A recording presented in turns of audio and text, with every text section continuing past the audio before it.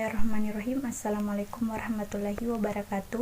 Perkenalkan, nama saya Selinda Anwar dari kelas manajemen 2A. Baik, terima kasih. Saya di sini akan menjelaskan tentang materi yang berjudul obligasi. Pengertian dari obligasi adalah selembar kertas yang menyatakan bahwa pemilik kertas tersebut memberikan pinjaman kepada perusahaan yang menerbitkan surat obligasi. Jenis-jenis obligasi menurut penerbit terdiri dari 4 bagian. Yang pertama, obligasi pemerintah. Obligasi ini diterbitkan oleh pemerintah pusat, bisa Departemen Keuangan atau Bank Indonesia, di mana obligasi ini tidak memiliki risiko kegagalan. Harga obligasi ini akan menurun jika suku bunga naik. Yang kedua, obligasi perusahaan. Obligasi ini diterbitkan oleh perusahaan. Obligasi ini memiliki resiko kegagalan jika penerbit obligasi memiliki masalah. Resiko kegagalannya berbeda-beda pada setiap perusahaan, tergantung dari karakteristik penerbit dan jangka waktunya. Semakin tinggi tingkat resiko kegagalan, maka semakin tinggi tingkat suku bunga yang harus dibayar oleh penerbit. Yang ketiga, obligasi pemerintah daerah.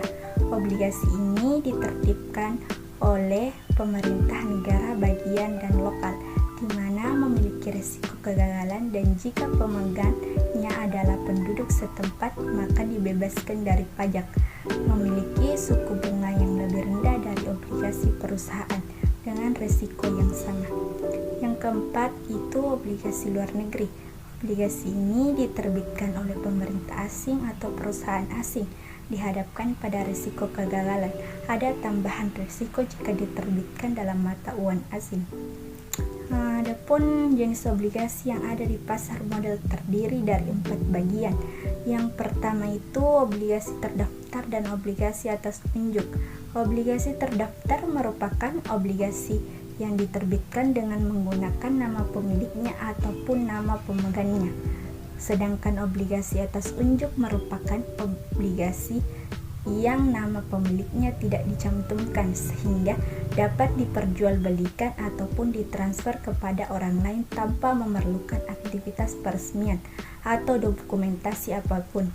Yang kedua itu obligasi berjangka, obligasi serial, dan obligasi dapat ditebus. Obligasi berjangka merupakan obligasi yang jangka waktu berlakunya ditetapkan dalam satu waktu tertentu.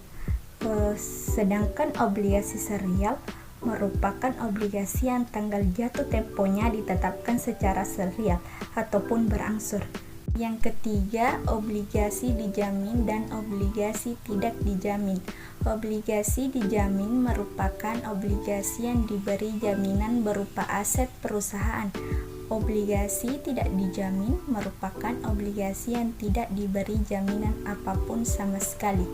Yang keempat, obligasi convertible. Obligasi convertible adalah obligasi yang dapat dikonversi ataupun digantikan dengan surat berharga lainnya setelah surat obligasi ini diterbitkan dalam praktiknya. Surat obligasi convertible biasanya mayoritas konversi menjadi saham. Di dalam obligasi terdapat pembayaran bunga, di mana obligasi dapat berupa obligasi kupon dan obligasi tanpa kupon. Obligasi kupon yaitu obligasi yang bunganya dibayarkan secara periodik. Ada yang setiap triwulan atau semesteran atau tahunan.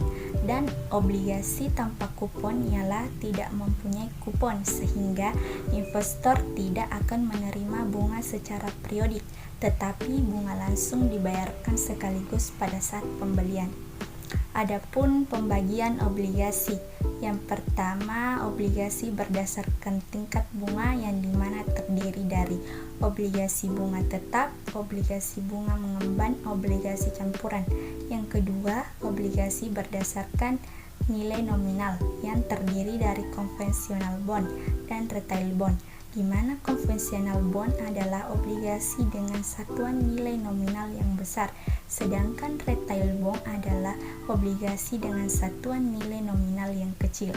Yang ketiga itu obligasi berdasarkan imbal hasil, terdiri dari konvensional bond dan syariah bond, di mana konvensional bond adalah obligasi yang cara kerjanya menggunakan sistem bunga, sedangkan syariah bond adalah obligasi yang cara kerjanya menggunakan sistem bagi hasil.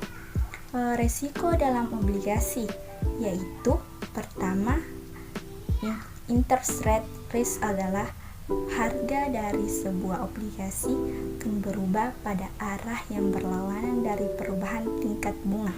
Yang kedua, default risk yang berkaitan dengan risiko gagal bayar, artinya risiko penerbit obligasi yang mengalami kebangkrutan.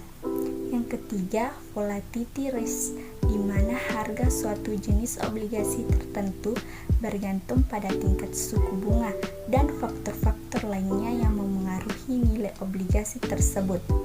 Perubahan pada faktor-faktor tersebut berpengaruh pada harga obligasi. Itulah pemaparan materi yang dapat saya jelaskan terkait dari obligasi. Saya ucapkan terima kasih.